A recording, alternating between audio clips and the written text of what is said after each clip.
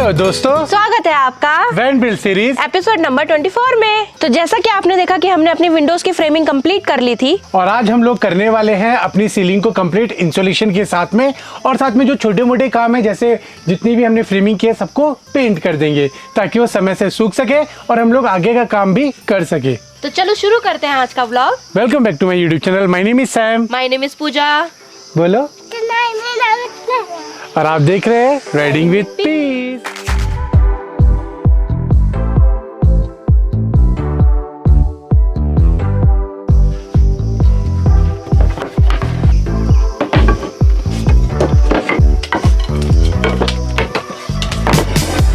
तो दोस्तों मैंने डिसीजन ले लिया है, जैसा कि लास्ट व्लॉग में बताया था कि ऊपर की लकड़ियों को हम लोग बदलेंगे और इसकी जगह हम लोग 18 mm की प्लाई लगाएंगे चौड़ा साइज में, ताकि हमारी ये एल पत्ती तरीके से फिक्स हो सके और ये वाली लकड़ी हमारी खराब नहीं जाएगी। हम जब वॉशरूम का पूरा फ्रेम बनाएंगे तो ये सब उसके अंदर अटैच हो जाएगी। तो अभी तक हमारी कोई भी लकड़ी खराब नहीं हुई है। अगर बाई चांस छोटी कट भी गई है तो वो अगले किसी सेक्शन में लग गई है। तो मैंने यही डिसाइड किया है कि इन लकड़ियों को वहां यूज कर लेंगे। अभी सबसे पहले ऊपर के लिए लकड़ियों की कटिंग करते हैं, सॉरी प्लाईवुड की कटिंग करते हैं। यहाँ नंबरिंग कर रखी है, मेजरमेंट लेने की भी जरूरत नहीं है।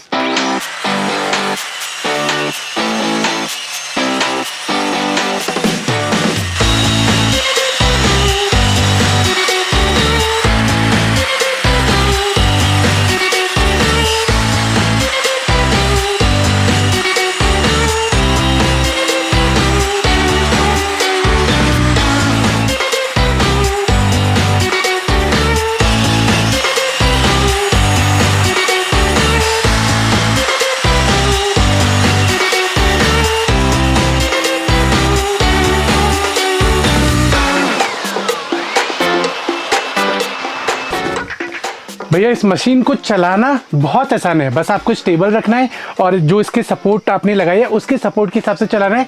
सबसे इजी है ऐसे चलाना, लेकिन इसके जो प्रिकॉशंस लेने हैं, इसकी जो सेटिंग करनी है वो आपके दिमाग की दही कर देती है, क्योंकि आपको प्रॉपर मेजरमेंट लेना पड़ता है। अगर 1 mm का भी फर्क पड़ा तो आपकी लकड़ी टेढ़ी कट जाएगी, फिर वो लगेगी नहीं। और उसके बाद जब ये चल रही होती है तो वायरिंग का ध्यान रखना पड़ता है। मतलब बहुत सारी चीज़ है जिनका ध्यान रखना पड़ता है। बाकी चलाना बहुत ज़्यादा आसान है। बाकी हमारी ये लकड़ियाँ कट गई है 2-2 इंची में, जैसे हमें काटनी थी। अब बस इसमें से साइज़ निकालना है और सीधा फिट करना है। तो फटाफट कटिंग करते हैं और फिक्स करते हैं।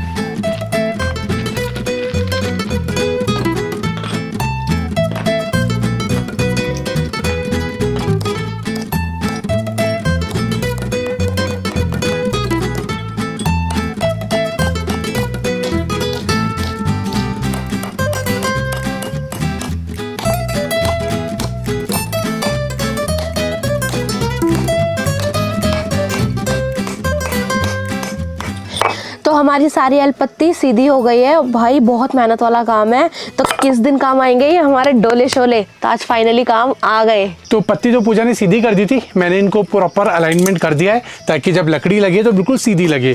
तो ये मैंने नंबरिंग डाल के रखे हुए थे 1 2 3 4, तो इसके हिसाब से बस कट करना है और हमें वैन में एक एक करके फिक्स करते जाना है। लेकिन पहले मैं सोच रहा हूँ कि वैन का ना सेंटर निकाल लेते हैं, ताकि एक लंबी लाइन लग जाएगी जिसपे हमारा पैनल आएगा। उसके बाद फिर जो हमारे पास पैनल लगना है उसका भी साइज है, तो उस हिसाब से हम लोग बाकी की लकड़ियाँ सेट करते जाएंगे ताकि बार बार मेहनत ना करनी पड़े। चलो पहले सेंटर निकालते हैं। तो हम लोग जो भी सेंटर निकालेंगे इस लाइनिंग के हिसाब से निकालेंगे। पहले इसका साइज नाप लेते हैं कितना है, और टोटल आ रहा है हमारा 19.5। तो पहला सेंटर हमारा ये वाला होगा जो हमने लगाया हुआ है एक्यूरेट। ठीक है, अब इसके आगे पीछे का भी निकाल लेते हैं, नहीं तो आगे पीछे टेढ़ा मेढ़ा हो गया सारी डायमेंशन बिगड़ जाएगी।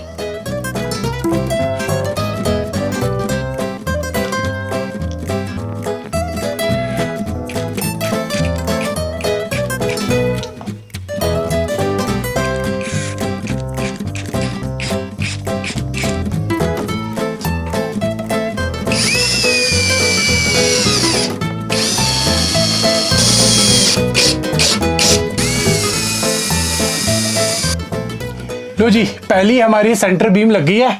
अब इसके बाद दूसरी भी लगाते हैं। एक बार सेंटर बन जाएगा फिर हमें आगे की लकड़ियां इंस्टॉल करने में आसानी रहेगी।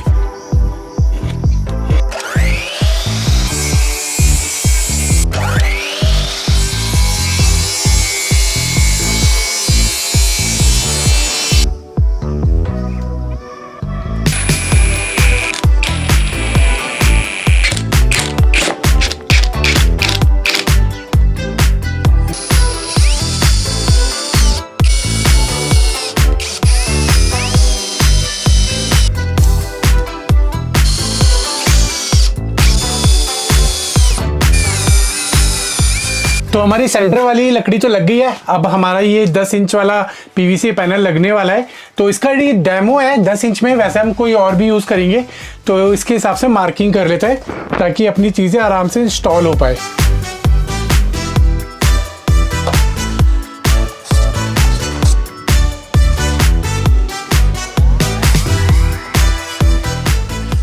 तो अभी सिर्फ 2 लकड़ियां लगा के निपटे थे, इतने में बाहर देखो भाई साहब कितना तगड़ा बादल हो गया है और ये कभी भी बरस सकता है।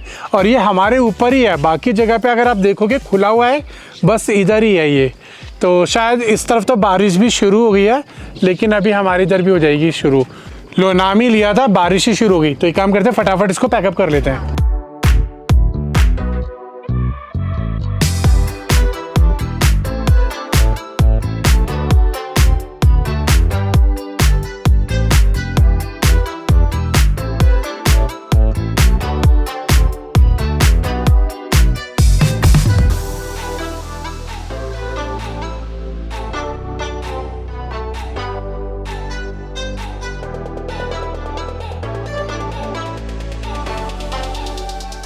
तो दोस्तों सबसे अच्छी बात है कि ये बारिश के साथ ना हवा तो तेज नहीं चली, लेकिन सामने की तरफ बिजली गिरी है, वो भी 2 बार।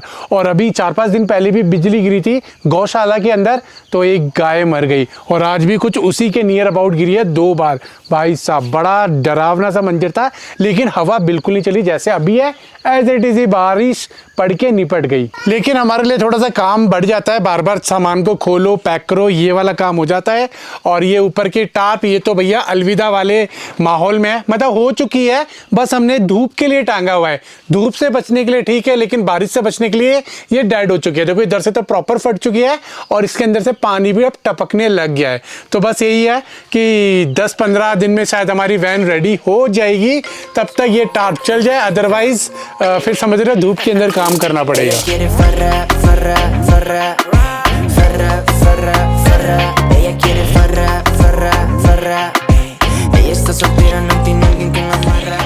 वेदर हो, गरम गरम मंडे हो, ओह क्या बात है। तो जी आज का हमारा लंच, ब्रेकफास्ट, डिनर, जो भी नहीं, डिनर नहीं, जो भी है हमारा यही है।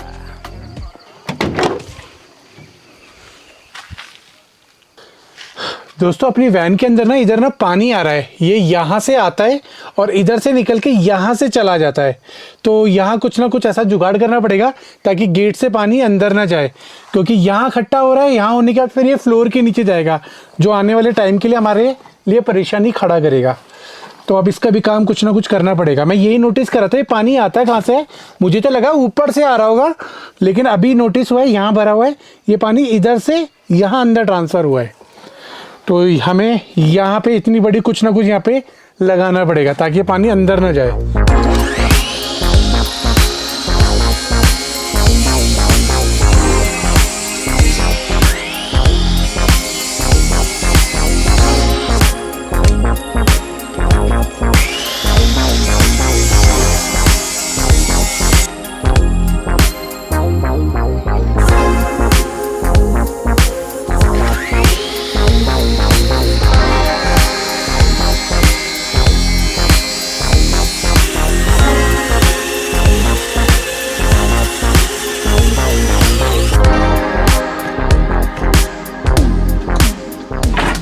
बारिश तो बंद हो गई थी, लेकिन उसके बाद लाइट चली गई और लाइट भी गई पूरा लंबे समय के लिए।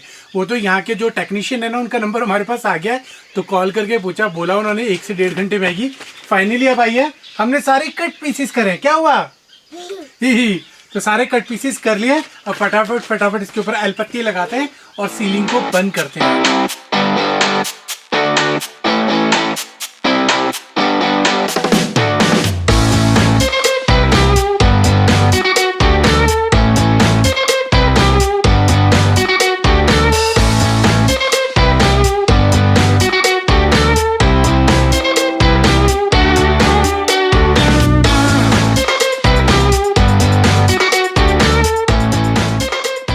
तो हमने ना एक्स्ट्रा लकड़ियाँ काटी थी, ये वाली 4 पीसेस जो उसके बीच में लगेगी। बाकी जो सुबह एल पत्ती सीधी करी थी वो इन्हीं लकड़ियों के लिए की थी, तो यहाँ पे लग गई है, ये वाली बच गई है। और अभी पूजा वहाँ पे एल पत्ती सीधी कर रही है। क्या हुआ बेटा, पूरी है या फिर कम है? एक कम है। एक कम है? हाँ। अबे यार जुगाड़ नहीं बनाना मुझे ना। अब एक पत्ती कम पड़ गई है जो यहाँ पीछे की तरफ लगेगी, मतलब कहीं भी आप कम कर सकते हो, एक पत्ती कम पड़ गई है तो हमें टोटल यूज़ होनी थी 8, ये है 7। चलो कुछ करते हैं, पहले इनको लगा लेते हैं।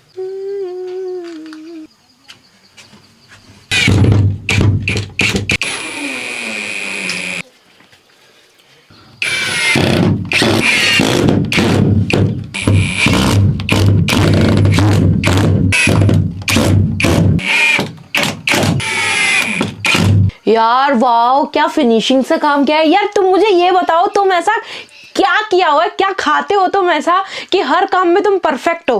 बस मन की लगन। मन की लगन होनी चाहिए, आप सारे काम कर सकते हैं। सच में बहुत अच्छी, बहुत फिनिशिंग है, ऐसा नहीं है कि काम चलाओ काम किया है। तो दोस्तों हमने अपनी ऊपर की फ्रेमिंग प्रॉपर सेट कर दिया है। अब इधर हमारी कल स्काईलाइट लगेगी, कल देखते कल लगेगी या परसों लगेगी। हाँ। उसके बाद इसकी एक फ्रेमिंग बनेगी, देन वो छोटे छोटे टुकड़े उसमें अटैच हो जाएंगे और फिर हमारी फॉल सीलिंग कंप्लीट। तो हमारी एक एलपत्ती कम पड़ रही थी, तो वो बोलते हैं ना ढूंढने से तो भगवान भी मिल जाता है, ये तो एलपत्ती है, एक और एक्स्ट्रा मिल गई। दो एक्स्ट्रा। और पता है इसके पीछे की कहानी?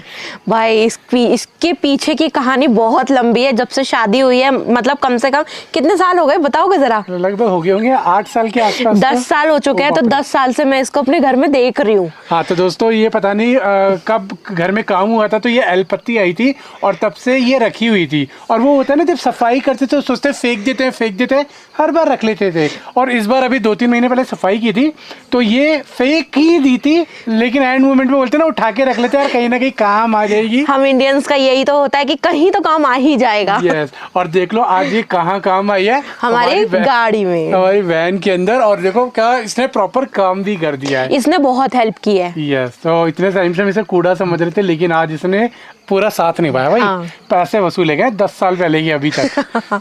ये किस चीज का पेड़ है अंकल जी? राजमा टाइप का हुआ है। ये राजमा टाइप का? अच्छा ओके। दोस्तों आपको अगर ये नीला नीला दिख रहा हो तो हमारी वैन वहाँ खड़ी हुई है, हम वहाँ नीचे की तरफ काम कर रहे हैं। बाकी यहाँ से ऊपर से आके अंकल जी का घर है, तो अंकल जी का ताला बहुत दिन से बंद पड़ा था तो मैंने ड्रिल मशीन से खोल दिया। बाकी अभी अंकल जी दिखा रहे हैं, उन्होंने खेती की हुई है। आंटी इधर ना फ्रेश आलू निकाल रही हैं। ये देखो वहाँ पे आलू हैं, यहाँ पे खोद रही है। ये देखो छोटी छोटी क्यारियाँ, अरे उधर तो गोभी भी लगी हुई है। ये किस चीज़ का पेड़ है अंकल जी? माल्टा। ये माल्टा कौन? अच्छा ये गिलोय का पेड़ है। ये तो माल्टा का है। हाँ हाँ। ऊपर भी जो हरा हो रहा है गिलोय का बेल है वो। अच्छा ये गिलोय की बेल है। ओके। नाशपाती? नाशपाती ये सामने वाली। अच्छा ये वाली, अरे इसमें तो लगी भी हुई है छोटी छोटी सी। तो जी नाशपाती लगी हुई है यहाँ पे। और ये देखो कितने प्यारे रोज फ्लावर लगे हुए हैं, वाह यार। और अंकल जी का घर देखो कितना प्यारा लग रहा है देख के, ऐसे बेल वाला। यार ये तो मेरा फेवरेट पेड़ है, मेरा तो ड्रीम था कभी मेरे घर में एक ऐसा पेड़ हो यार। हाँ क्या बोलते इसका? बोतल ब्रुश। यार बहुत सुंदर पेड़ लगता है मुझे ये वाला, बारिश के टाइम पे तो और अच्छा लगता है। ये देखो कितना अच्छा आंगन है यहाँ पे। और यहाँ देखो घर के बाहर कितने प्यारे प्यारे फूल खिले हुए हैं यार, बहुत सुंदर लग रहा है यार, बहुत सुंदर। ये देखो इधर से, यहाँ देखो प्रॉपर हट टाइप का बना हुआ है, कितना सुंदर लग रहा है। उसके साथ में ये रूम, यहाँ पे ऐसे खूबसूरत फ्लावर। फिर यहाँ पे हो गया वॉशरूम। ये देखो प्यारे प्यारे से छोटे छोटे से खेत। ये क्या है? हाँ ये भी है, ये बहुत चलता है ये दिल्ली के अंदर ना, बहुत सुंदर है ये भी। ये देखो दोस्तों कितना सुंदर लग रहा है यार, ये देखो। बाकी ये देखो अंकल के घर के फ्लावर, ये देखो वाह क्या बात है, बहुत खूबसूरत है, बहुत खूबसूरत। घर के फ्लावर बॉटल के अंदर। तो यहाँ पे टमाटर लगे हुए हैं, देख लो जी फ्रेश टमाटर। दिल्ली में जब शॉर्टेज हो जाती है तो कितने में, ऑर्गेनिक है। और जब दिल्ली में शॉर्टेज हो जाती है तो कितने की मिलती है? 250 रुपये किलो। ये देखो अपना खुद का पेड़ है भाई। और वो की दिखा रहे थे, तेज पत्ते का पेड़। ये देखो जी तेज पत्ते का पूरा पेड़ लगा हुआ है तेज पत्ता। ये भी है, सामने भी है। ये अंकल ने हमें बोला है कि जाते वक्त यहाँ में भर के देंगे। तो भाई पेड़ ही लगा हुआ है पूरा। एक टहनी, अगर एक टहनी भी मिल गया ना तो तुम्हारे पता है कितने साल निकल जाएंगे। मजा आ रही है गुड्डा? हाँ गुड्डा के लिए खेलने के लिए देखो बहुत अच्छी एक्टिविटी हो रही है इसकी। यहाँ पे बच्चे हैं, खुशी भी है साथ में, इसकी फ्रेंड बन गई है। और देखो फुल भागा दौड़ी चल रही है।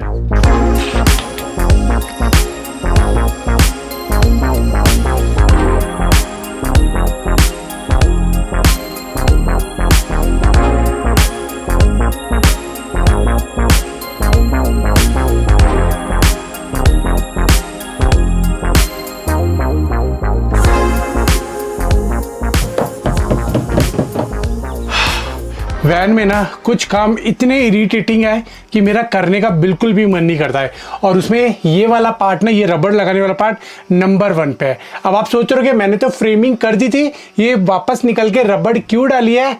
थोड़ा बाहर चलते हैं, चैन की सांस लेते हैं, फिर आपको बताते हैं। तो दोस्तों देखने में लग रहा होगा इट्स जस्ट अ रबड़। जब आप कैंपर वैन बिल्ड करोगे तो आपको एक बारी को लगेगा कि इसका क्या ही काम है, क्या ही रोल है, हटा देते हैं। वही सोचते हुए मैंने भी यही किया कि इस रबड़ को हटा दिया, फ्रेमिंग लगा के आगे का बिल्ड करने की कोशिश की। लेकिन अब अंदर से तो मैं इसको कवर कर देता और जो भी इसकी बॉडी फ्रेमिंग दिख रही थी वो सब छुपा देता अंदर से। आपको बाहर मतलब ऊपर ऊपर से देखने में लगता है वाह क्या बढ़िया काम हुआ है, लेकिन जब इंटरनली डैमेज होता है तो वो पता नहीं चलता। तो आप लोगों को तो पता ही हमारी वैन के अंदर बड़े बड़े शीशे हैं। तो कल मैं YouTube पे वीडियोस ही देख रहा था अंकल जी के घर से आने के बाद, तो एकदम से ना एक वीडियो सामने आया फॉरेन का, उसकी ना वैन में लीकेज हो रहा था वाटर। उसके बाद उसने सारी प्लम्बिंग चेक कर ली, सब कुछ चेक कर लिया और मतलब मोस्ट ऑफ पब्लिक यही बोल रही थी कि उसको कि आपका कहीं वाटर लीकेज हो रहा है, कहीं प्लम्बिंग में इशू है, लेकिन उसे कोई फॉल्ट नहीं मिला। एंड ऑफ द मोमेंट जब बारिश में एक बार उसने अपना पैनल वगैरह खोल के चेक किया तो उसके शीशे में यहाँ से ऊपर से वाटर नीचे आ रहा था। अब उसने भी ये रबड़ नहीं लगाई हुई थी तो वो सारा पानी उसके पैनल्स के थ्रू अंदर आ रहा था। और प्रॉब्लम कहाँ पे फेस हो रही थी कि प्लम्बिंग में इशू है। तो फिर उस वीडियो में एक्सप्लेन किया गया है कि ये रबड़ दोबारा से लगानी पड़ेगी, क्योंकि अगर वाटर लीकेज होगा बाई चांस तो इस रबड़ के थ्रू वो अंदर नहीं आएगा। तो बस दिमाग की बत्ती जली। तो अपन ने फ्रेमिंग तो बना दी थी, तो मैंने क्या किया कि इसके ना दो तरफ रबड़ है, ये तरफ अलग है जो वैक्यूम क्रिएट करती है। जैसे ऊपर से लीकेज हुआ तो वो पानी यहीं से यहीं निकल के बाहर आ जाएगा। और दूसरी तरफ ये इंटरनली रबड़ है जो अंदर की फ्रेमिंग को, जो भी इसके अंदर पैनल लगे हुए थे प्लास्टिक वाले, उसको रोकने के लिए। तो इसको मैं कटिंग कर रहा हूँ क्योंकि अपन ने पैनल बना दिए थे तो उतना गैप हमें मेंटेन चाहिए, तो इसलिए ये रबड़ कटिंग करके सेट कर दिया है। 2 में हो गया है, 2 में लगाते लगाते ये उंगलियां हो गई है दर्द। तो अभी ये थोड़ा रुक के करेंगे क्योंकि ये बहुत इरिटेटिंग पार्ट है। अगर आपके वैन में ये रबड़ लगी हुई आई है मत उतारना, क्योंकि इसे लगाना बहुत मुश्किल पार्ट है। सबसे टफ मुझे यही पड़ रहा है। चलो अभी आगे का काम भी करते हैं।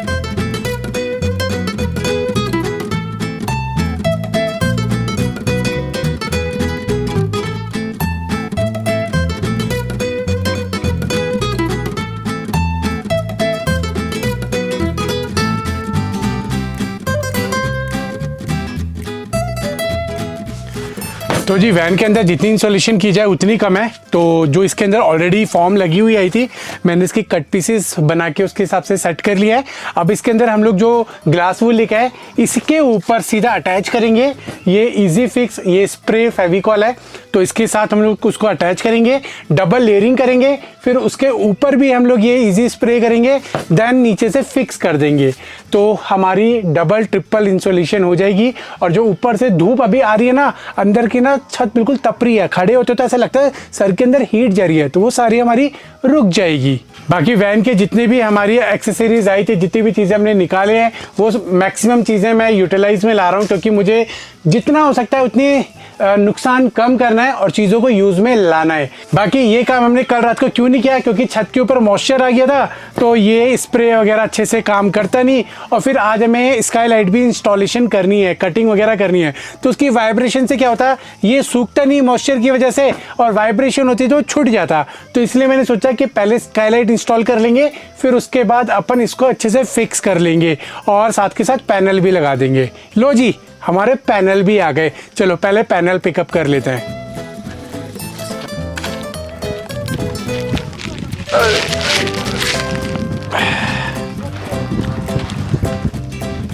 तो दोस्तों हमारे पैनल आ गए हैं और उसके साइड के लिए ये एल पत्ती भी आ गई है। तो हम लोग वाइट कलर का ऊपर की रूफ बनाने वाले हैं, और जो हमने मेजरमेंट लिया था ये उसी के हिसाब से 10 इंची का साइज़ है। तो हमने ऊपर की भी जो फ्रेमिंग की है सारी वो इसी हिसाब से की है। तो जब ये प्रॉपर फिक्सिंग हो जाएगी, नीचे से बस जस्ट ये लगेंगे और स्क्रू हो जाएंगे, डेट्स इट। तो हमारा ऑलमोस्ट काम कंप्लीट है। जैसे ये कंप्लीट होगा हमारा ऊपर का, तो हम लोग नीचे फिर वॉशरूम बना सकते हैं, आगे का काम शुरू कर सकते हैं। बाकी वैन को देख के आपको लग रहा होगा कि वैन में भी काम कंप्लीट नहीं हुआ है, लेकिन आप मेरी नज़र से देखोगे ना तो वैन में लगभग 60% काम हमारा कंप्लीट हो चुका है। वायरिंग पूरी हो चुकी है, अंदर से भी आ चुकी है, बस इसके अंदर कनेक्शन बाकी है। ऊपर जैसे ये पैनल लगेंगे तो सीधा हमारे बोर्ड्स स्क्रू होके सेट हो जाएंगे, और ये नीचे का कंप्लीट होगा तो हमारा वॉशरूम बन जाएगा, और फिर फ्लोरिंग हो जाएगी, और फिर तो बस किचन का एक बनना है, इधर हमारा बेड बनना है, हमारा काम कंप्लीट। फिर तो बस पेंट वगैरह करना है। लेकिन जितना भी काम होगा स्टेप बाय स्टेप ही होगा। हम लोग अगर कोई भी काम पहले कर देंगे ना तो बाद में हमें उसे खोल के दोबारा से रीवर्क करना पड़ जाएगा। जैसे कि अभी ये विंडो वाला काम करना पड़ गया है, तो अभी 2 रबड़ लगी है, 2 बची है, उंगलियां दर्द कर रही है, जैसे ही ठीक होंगी दोबारा उसको पेस्ट कर देंगे।